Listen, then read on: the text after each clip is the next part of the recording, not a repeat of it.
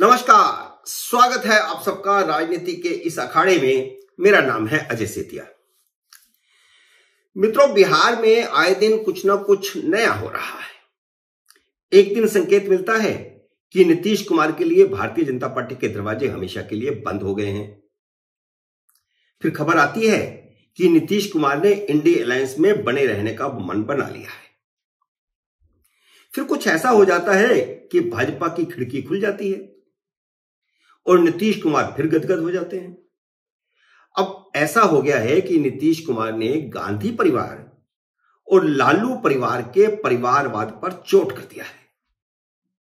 तो वह क्यों किया होगा, आप अंदाजा लगाइए। इससे बड़ा संकेत और क्या हो सकता है कि नीतीश कुमार फिर से पलटी मारने का मन बना रहे हैं।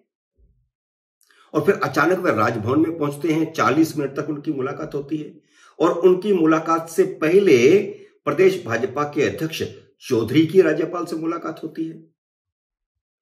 और फिर राज्यपाल से मुलाकात के बाद नीतीश कुमार कहते हैं कि जो राज्य के हित में होगा वही करेंगे।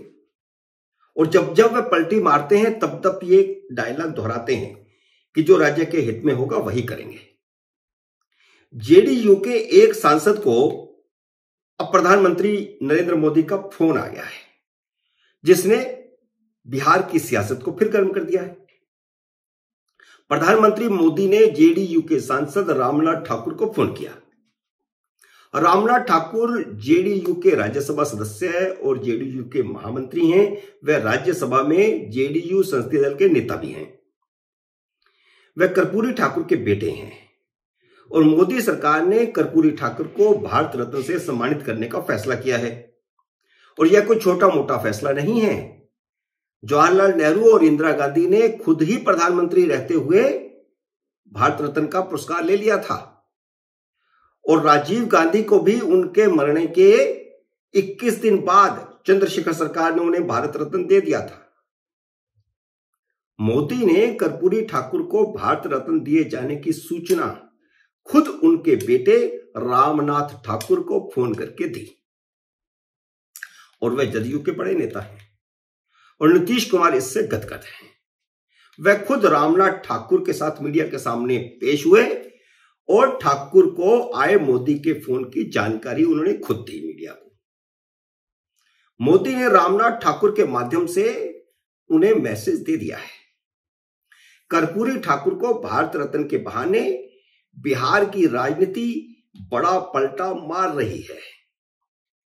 प्रधानमंत्री नरेंद्र मोदी को समझना मुश्किल ही नहीं, नामुमकिन है।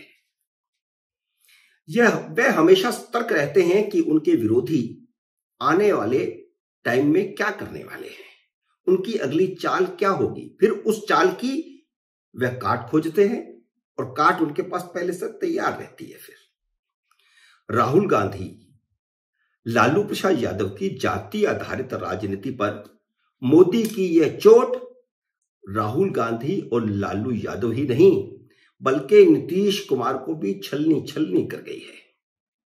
क्योंकि नीतीश कुमार अति पिछड़ों के नेता है बिहार में और मोदी ने अति पिछड़ों के अब तक के सबसे बड़े नेता कर्पूरी ठाकुर को भारत रत्न देकर अति पिछड़ों के नीतीश कुमार के वोट बैंक में जोरदार सेंध मार दी है।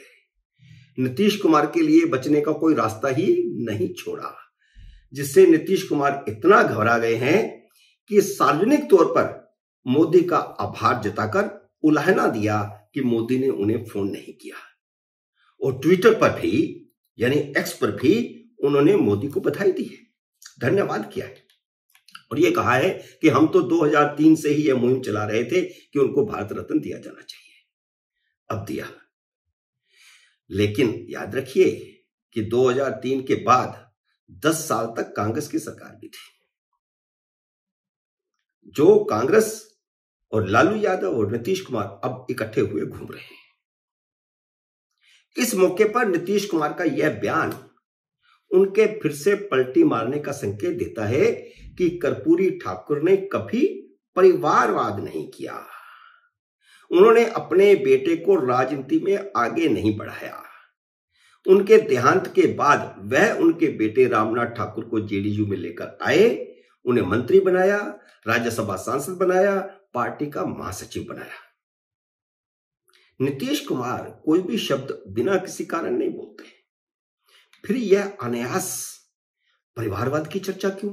और यह जानते हुए कि उनका सत्ता में भागीदारी जो दल है वो राष्ट्रीय जनता दल पूरी तरह परिवारवाद पर आधारित है। तो क्या यह सीधे सीधे राहुल गांधी यानी गांधी परिवार और लालू परिवार पर अटैक नहीं है? अब लालू यादव का एक बेटा उप मुख्यमंत्री है, दूसरा मंत्री है और तीसरी उनकी बेटी राज्यसभा की सांसद हैं। लालू खुद मुख्यमंत्री रह चुके, उनकी पत्नी मुख्यमंत्री रह चुके। तो परिवारवाद पर इससे बड़ा अटैक लालू यादव पर नीतीश कुमार की जुबान से और क्या हो सकता है? कर्पूरी ठाकुर का नाम लेकर नीतीश कुमार ने लालू यादव को भिगो भिगो कर जूते मारे हैं। तो इससे आप समझ लीजिए कि आने वाले 15-20 दिन में क्या होने वाला है। क्या यह अनायास है कि एक गठबंधन में होते हुए नीतीश कुमार और लालू यादव ने कर्पूरी ठाकुर की जन्म शताब्दी के अलग अलग कार्यक्रम किए? लालू यादव को कर्पूरी ठाकुर का कामकाज बिल्कुल पसंद नहीं था। अब यह भी याद रखना जरूरी है, जो आज लालू यादव कर्पूरी ठाकुर कर रहे हैं और उनकी जन्म शताब्दी पर कार्यक्रम कर रहे हैं, उनका कर्पूरी ठाकुर से 36 का आंकड़ा था।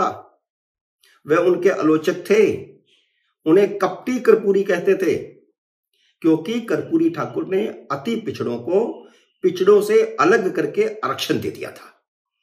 यानी पिछड़ों और अति पिछड़ों को दो कैटेगरी में बांट दिया था और उनका आरक्षण अलग अलग कर दिया था। और इतना ही नहीं बल्कि पिछड़ों में क्रीमी लेयर को बाहर कर दिया था, जिससे यादवों को नुकसान हुआ था। कर्पूरी ठाकुर ने इसके जवाब में सिर्फ इतना ही कहा था कि अगर वह यादव होते तो उन्हें इस तरह अपमानित नहीं किया जाता।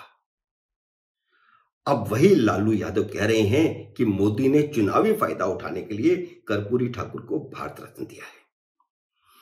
कर्पूरी ठाकुर को भारत रत्न दिया जाना इसलिए ज्यादा महत्वपूर्ण है क्योंकि उन्होंने मंडल कमीशन की सिफारिशें लागू होने से 12 साल पहले 1978 में बिहार में पिछड़ों और अति पिछड़ों को आरक्षण दे दिया था 26%।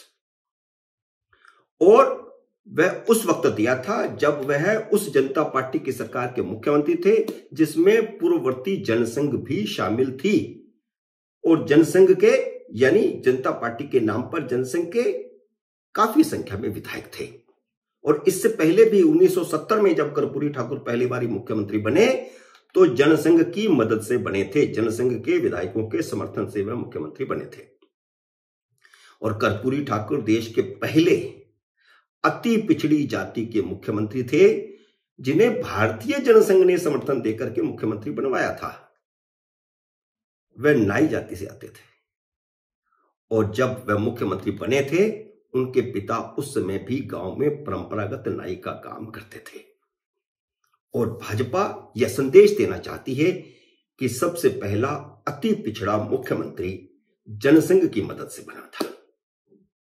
मित्रों, उम्मीद है मेरा ये वीडियो आपको पसंद आया होगा। इसे लाइक और शेयर कीजिए। अगर आपने मेरे YouTube चैनल को अब तक सब्सक्राइब नहीं किया तो कृपया सब्सक्राइब कीजिए और अगले वीडियो का इंतजार कीजिए।